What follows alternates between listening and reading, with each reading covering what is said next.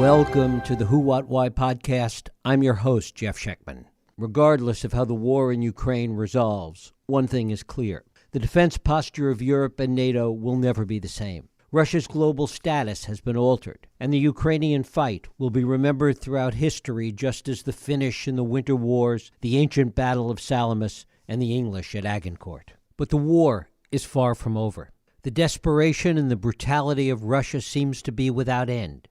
And we hear once again about the potential use of tactical or battlefield nuclear weapons. After months of contemplating this possibility, we still don't really seem to understand or know what that means. What are these weapons? How widespread could the immediate damage be? And what might be the aftermath on the battlefield? Add to that the anticipation of a global response, and exactly how escalatory might all of this be.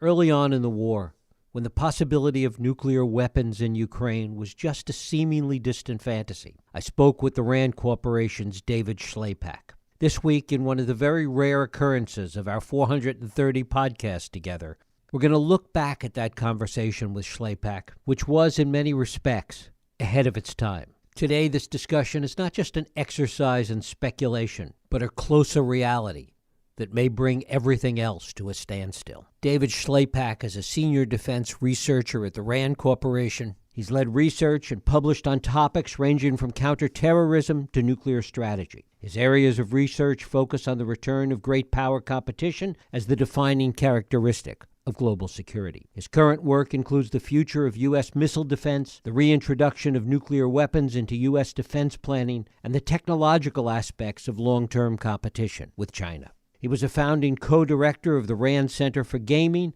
and is a former acting director of the Strategy and Doctrine program in Project Air Force. It is my pleasure to welcome David Shlapak here to the Who, What, Why podcast. David, thanks so much for joining us. Well, it's my pleasure, Jeff. Nice to be here. Well, it's great to have you here. We've been hearing, certainly in so much of the media coverage of the war, all about tactical nuclear weapons. And I think a lot of people hear that, and obviously it's frightening, but I think a lot of people don't know what that means as distinguished from what they've known to be nuclear weapons and what might be referred to as strategic nuclear weapons. Talk about that fundamental difference first.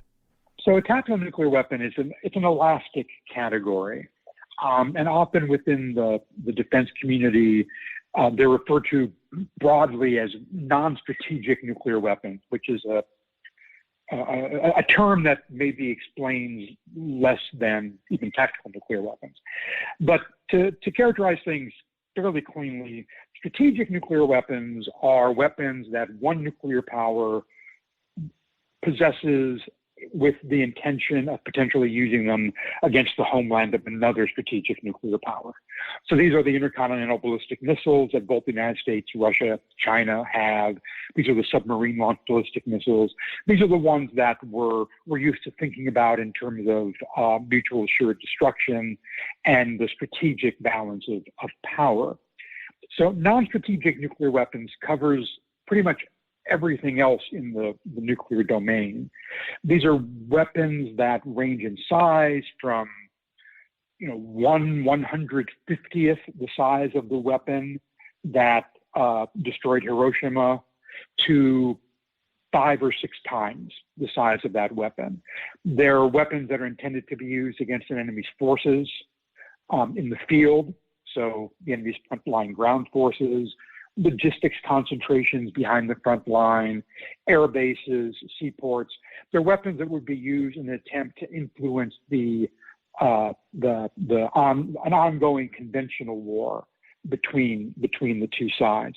So they are typically smaller, shorter range than when we think of strategic nuclear weapons, and have a very different purpose. And what about the impact on those that launch them? We think of those strategic nuclear weapons as being launched from thousands of miles away from submarines or from silos somewhere. When you're talking about nuclear weapons on the battlefield, talk about the impact they have on those that launch them.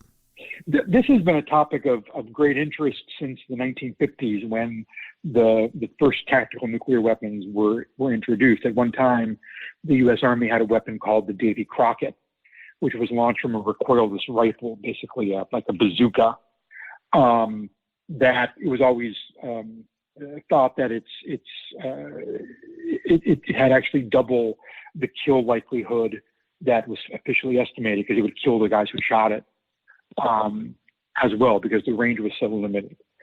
In general, we've moved past that in our sophistication, and generally speaking, the weapons that would be used, whether they're artillery fired, whether they're ballistic missiles, whether they're gravity bombs dropped from an aircraft, would not necessarily themselves have an effect on the units that fired them.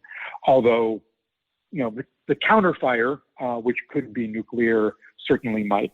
To what extent do we know how many of these weapons or how large an arsenal the Russians have of these kinds of weapons? There are a lot of estimates out there. They tend to be in the 2,000-ish range. Some are lower, some are a little higher. That pales in comparison to the number that the Soviet Union had during the Cold War, indeed that we had during the Cold War. But if it is 2,000, it's still a sufficiently large stockpile to give the Russians some flexibility in how they might choose to employ them. And how large a stockpile does the West have, either the U.S. or the U.S. and NATO? How large is our concentration of these kinds of weapons? So that's very hard to say. Those numbers are a very closely guarded secret within the Department of Defense.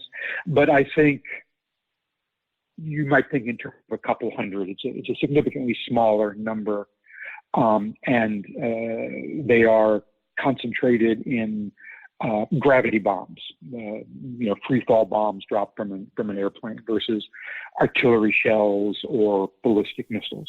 And given that the U.S. and the West have so few of these weapons in their arsenal, does that actually represent some kind of assessment of the value of these weapons on the battlefield? So I think it mostly reflects the withdrawal of almost all U.S. non-strategic nuclear weapons from the inventory at the end of the Cold War. If you look back into the early 1990s, you see weapon type after weapon type being withdrawn from service, being retired, being dismantled. They were primarily intended on the U.S. side to be employed in the NATO defense of Europe. And once that ceased to be the pacing challenge for the U.S. military, I think it was decided they no longer really had a purpose, and particularly certainly not a purpose in the sorts of numbers that existed. So I think that we retain a small inventory now, mostly as a linkage between battlefield outcomes and our strategic forces, to ensure that there's some sort of interim step in the escalation ladder between a fight that is entirely conventional and a fight that goes all the way to the employment of strategic forces. You've indicated that obviously these tactical weapons, particularly the ones that the Russians have, come in a variety of sizes. Talk a little bit about the damage that can be done by the smallest versus the largest of these kinds of weapons. It's an enormous range. The smallest weapon, which may have a yield measured in tons of high explosive, will be useful for attacking an enemy ground force and potentially destroying, depending on how that ground force is postured, maybe a company's worth of forces of troops.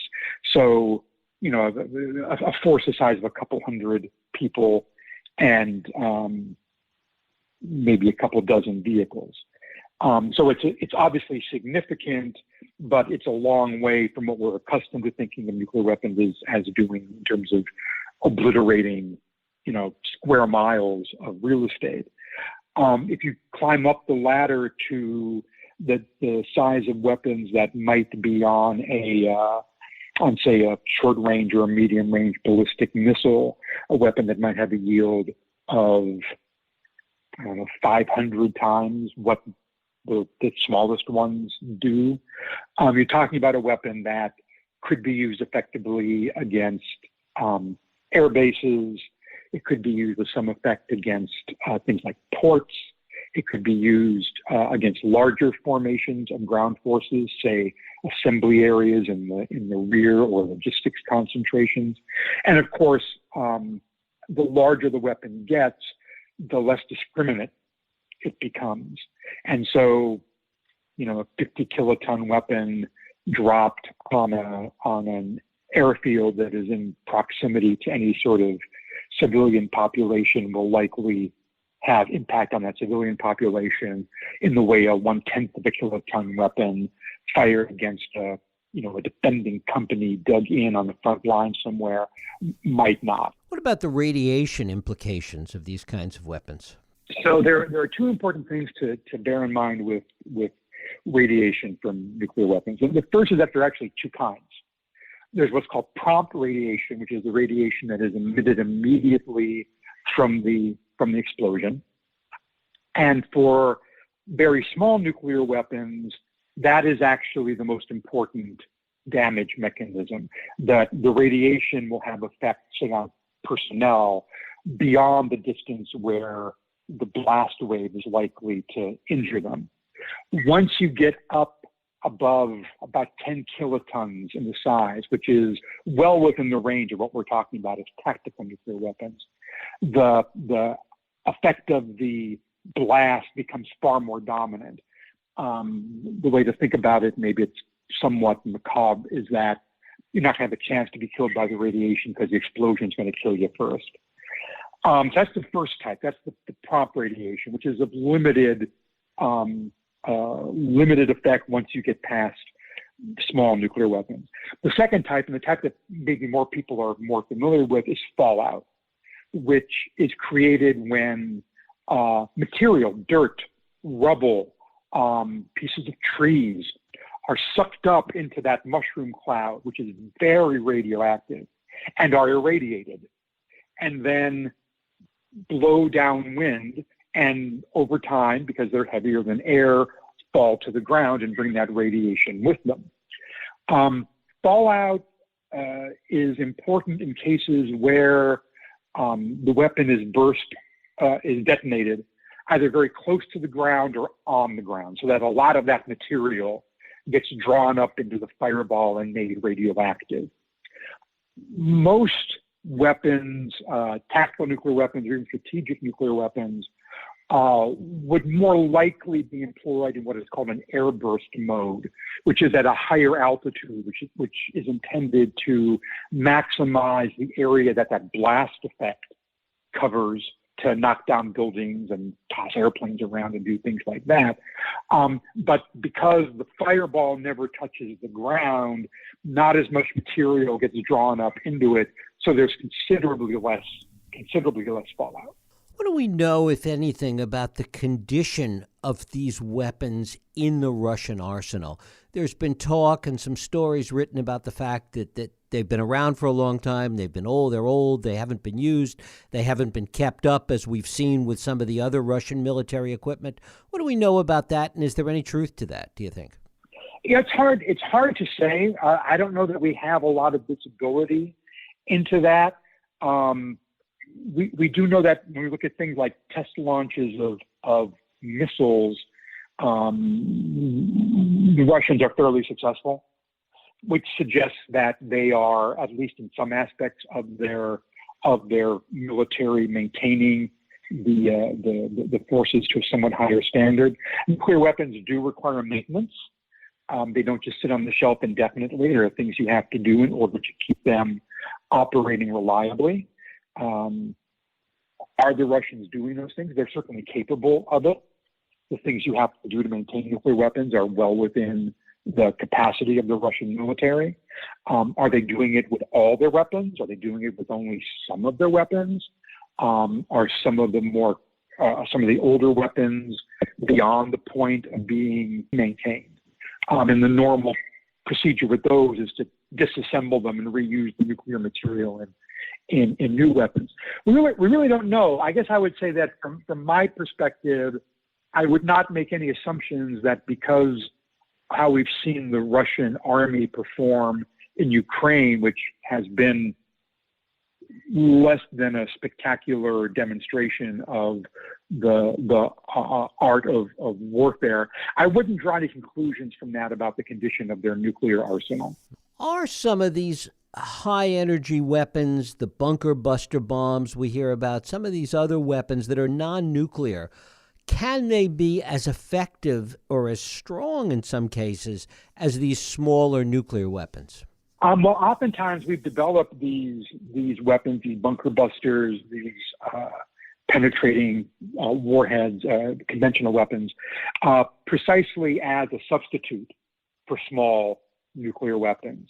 So instead of using a 1 kiloton bomb to blow up a bunker or blow up a facility, you use a handful of these precise conventional weapons that don't create the collateral damage that a nuclear weapon might. And this can be especially true for going after targets where you actually have to penetrate, whether it's a hardened above ground facility or a buried facility, where to use a nuclear weapon, you might have to use it in that mode, the ground burst mode, where you generate a lot of fallout. Whereas with a penetrating conventional munition, you could hope to penetrate, destroy the target or damage the target without creating those sorts of collateral effects, which would be associated with even a small nuclear weapon used in that way. Talk a little bit about the after effects of these small nuclear weapons once they're used, what the recovery process is like, what is the cleanup process like, how difficult is it to get in there and begin to deal with the aftermath because of the radiation? So I think that a lot depends around the precise circumstances of the employment. And we also need to be aware that we've never actually done this or seen this done. So everything we think we know is precisely that, is stuff we think we know. They aren't anything that we've been able to actually do in practice. I think one of the biggest effects of any nuclear attack, particularly the initial use of nuclear weapons or use of small numbers of nuclear weapons, would simply be the shock effect and the resulting disorientation and dislocation of both whoever was targeted, whether it was an army brigade or an air base, as well as the larger military effort of the attacked side. A war crossing that nuclear threshold changes state. It becomes something very different than it was 5 minutes ago. And the targeted side's plans have to adapt, and their way of approaching the entire conflict needs to adapt once it becomes a nuclear war. So on the strategic level, there's a lot that happens as soon as the first weapon goes off. On a sort of a physical level, again, the specifics of the use are important. There would certainly be a lot of, if you're using it as the military installation, like an air base, there would be fires, there would be a lot of wreckage, there would be a lot of rubble, there would be a large number of injured personnel, many of whom would suffer from sort of the same sort of wounds you'd see from a normal blast, right? Broken limbs and so forth, but also radiation casualties, also people who have suffered certain kinds of wounds that are more characteristic of being exposed to nuclear explosions, injuries to your lungs, for example, that are caused by the overpressure. So there'd be a substantial medical requirement that would have to be dealt with. If it was a facility like an air base that you were trying to recover and trying to resume operations from, firefighting, rubble clearance, decontamination, all of these things would be critical. They would be not necessarily straightforward. They would be time consuming. And again, there'd be a lot of making it up as we go along because, again, we honestly haven't ever done these things. And really, since the Cold War, we haven't even practiced doing them all that much. So it would be, I think, chaotic. Talk a little bit about what you understand might be the strategic response if these tactical weapons are used by the Russians in Ukraine. Again, there's some dependence on how they are used. If they're used in what some people have speculated to be sort of a demonstration mode, where a small weapon is detonated somewhere a long way from any civilian populations, a long way from any important civilian infrastructure, just designed to say, hey, remember, we have these things and we're starting to get nervous about what's happening here. I think it'd be one thing, if one would detonate it over downtown Kiev, it would be something entirely different. I do believe that the first use in anger of a nuclear weapon since 1945 would be a historic event, and it would transform the nature of the war. I think you've seen in Western Europe and the United States, there have been, even as these revelations of atrocities committed by the Russian troops in Ukraine, even as those reports have come in and been corroborated, there's been a desire to sort of contain the conflict and contain how the conflict is framed as being a fight about Ukrainian sovereignty and a fight about Ukrainian territorial integrity, not a fight about the future of Russia. I think that any significant use of nuclear weapons by Russia, and by which I mean a use that kills a fairly large number of people, whether soldiers or civilians, a use that has potentially a substantial effect on the progress of the war, and certainly any use that encroaches on NATO territory, whether it's fallout blowing across a border, or whether it's a strike, say, on an air base in Poland that Russia thinks is being used as a transshipment point for weapons in Ukraine, that changes things. And I think that anything beyond the most mild demonstrative use of a nuclear weapon really does change this to a war about the future of Russia, and a war about the future of the Putin regime. Within the limits of what you can tell us, how have these things been gamed out by the Pentagon, by NATO, etc.? So most of the gaming that I'm aware of that's been done with nuclear weapons over the past 20 or so years have been about escalation dynamics. A nuclear weapon is used, or one side gets into a situation where it appears the other side will use a nuclear weapon. How does the situation ratchet up or not ratchet up? So you use a nuclear weapon, I use one in reply, you use two, I use three, right? Or does one side use a nuclear weapon and then the other side says, whoa, we didn't mean things to get this serious, let's talk. So most of the gaming has been done sort of trying to figure out those more political and strategic dynamics rather than the actual battlefield impacts of a nuclear weapon use. And I think what we often see is that once nuclear weapons are used, again, in any kind of serious way, that escalation dynamic becomes very hard to manage.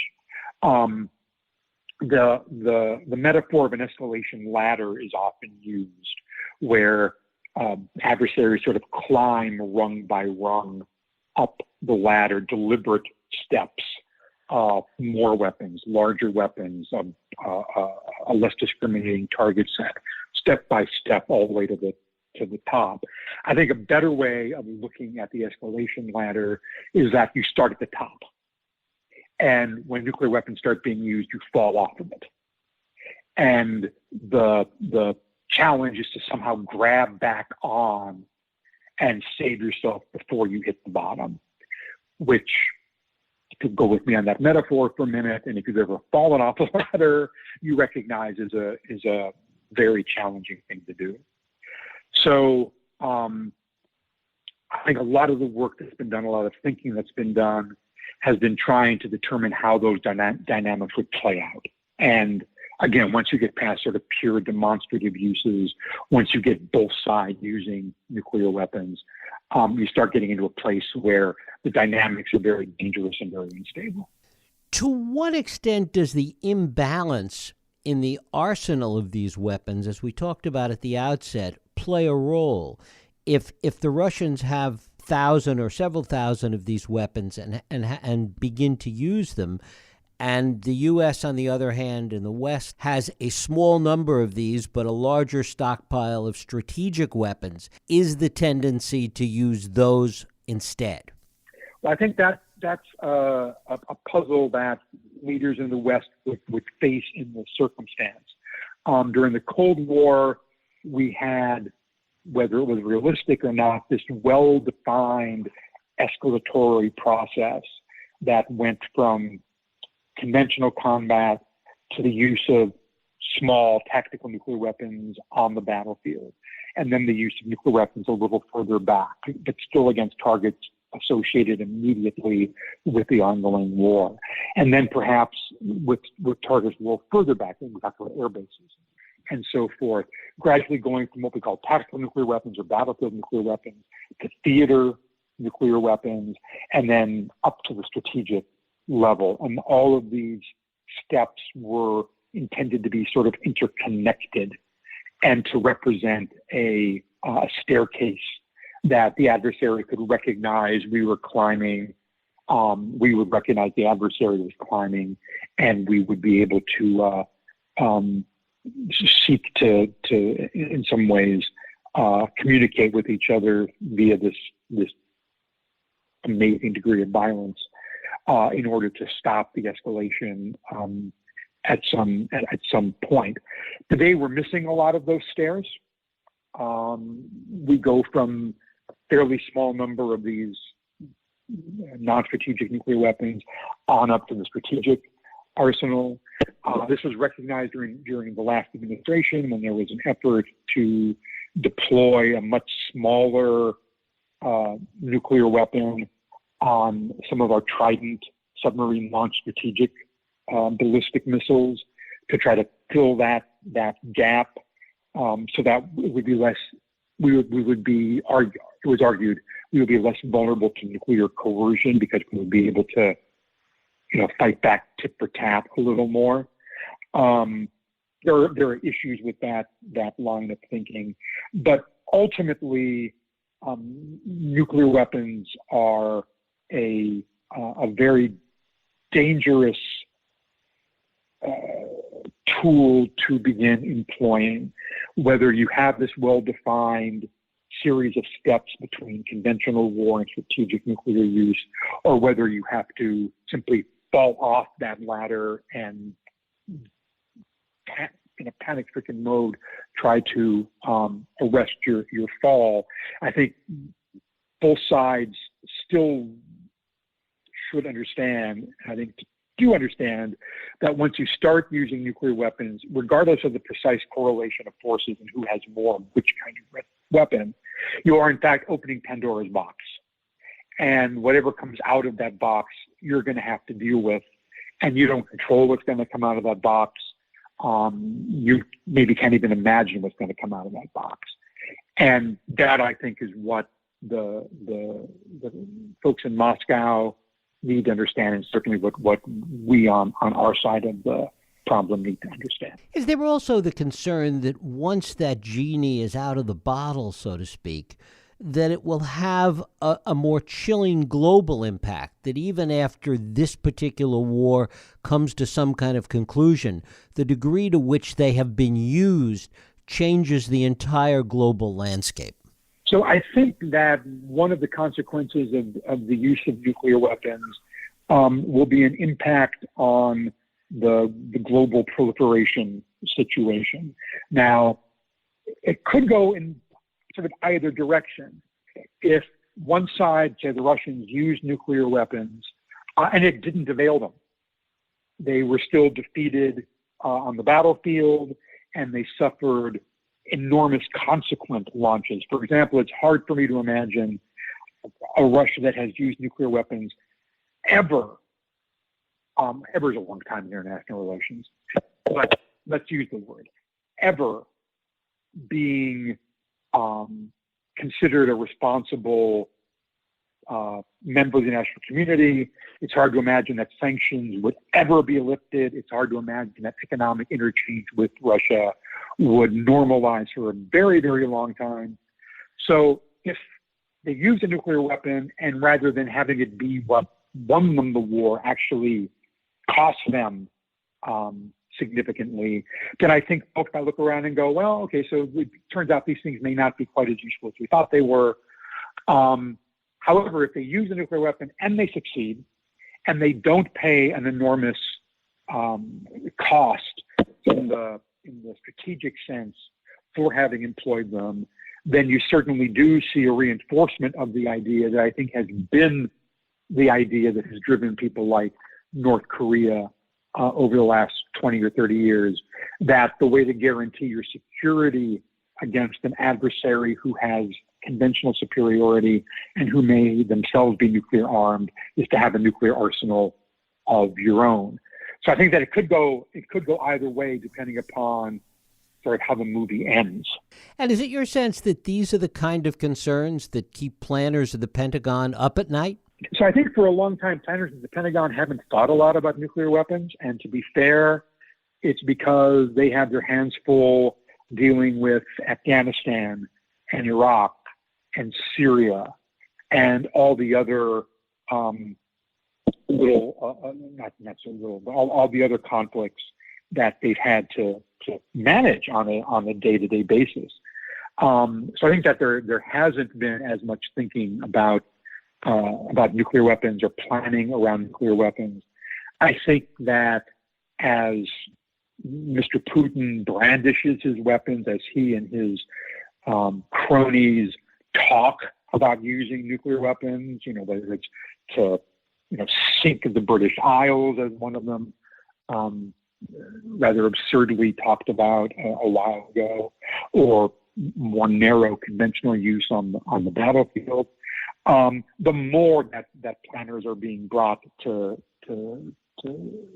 attention about these things. And I think that it certainly is, if not keeping them awake at night, at least focusing their minds to a much greater degree than probably any time in their professional experience. And what also comes to mind is it's another generation, arguably, of people that are doing this, as opposed to the generation that dealt with all of this during the Cold War.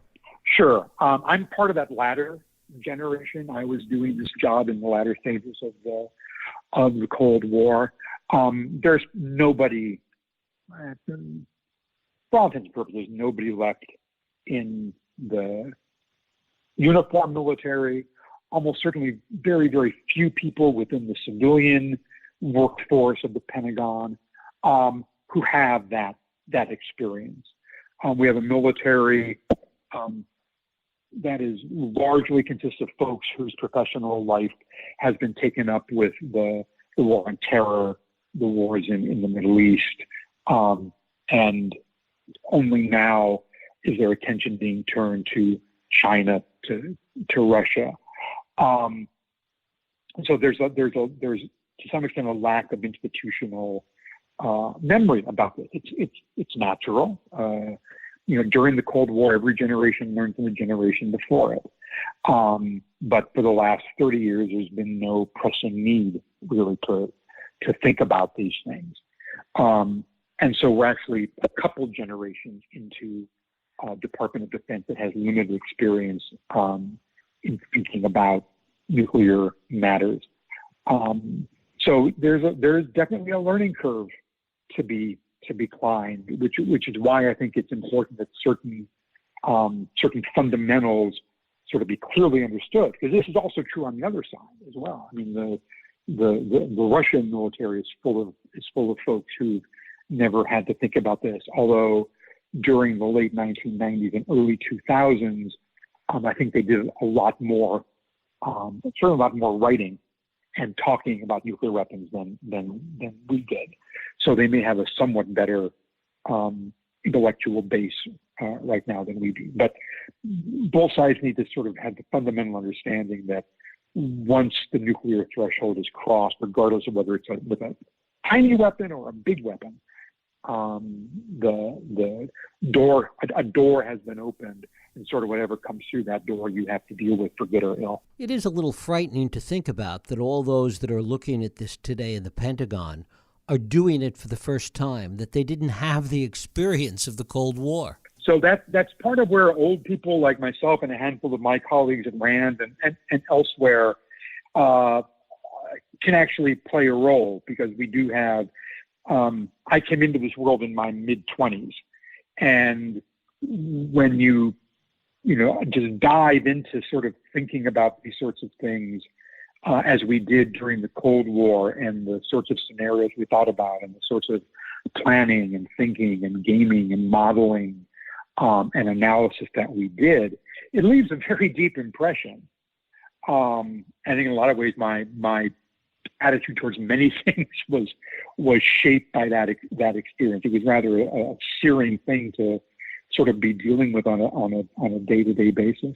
But you do have folks who have that recollection, who have that experience. Some of the work we're doing now is trying to reintroduce that into the department, trying to help the department get a more coherent sense of, how to do war games that involve nuclear weapons. We used to do that all the time. We really haven't for a very long time. How to think about the processes of escalation and how to manage those processes should they begin. And it's where, those of us who are, very close to being made irrelevant, have found sort of a new value to the community. David Shlapak, I thank you so much for spending time with us today here on the Who, What, Why podcast. It was my pleasure. I appreciate you having me on. Thank you. And thank you for listening and joining us here on the Who, What, Why podcast. I hope you join us next week for another Radio Who, What, Why podcast. I'm Jeff Sheckman. If you like this podcast, please feel free to share and help others find it by rating and reviewing it on iTunes. You can also support this podcast and all the work we do by going to whowhatwhy.org/donate.